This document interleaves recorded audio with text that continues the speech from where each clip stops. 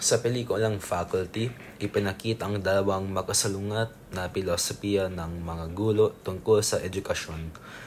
Ang isa ay idealista, naniniwala ng dapat turuan ng mga estudyante ng social awareness at responsibilidad sa lipunan.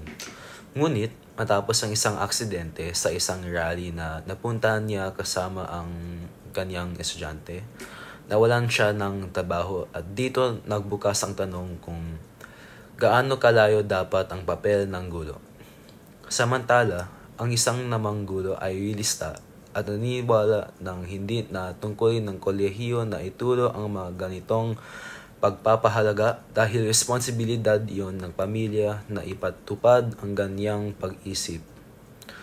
Dahil sa banggaan ng kanilang prinsipyo, balinaw na napakita ng pelikula na ang tunay ng paghimagsik ay nangyayari sa pagpili kung paano huhubugin ang kabataan sa pagitan ng idealismo at realidad.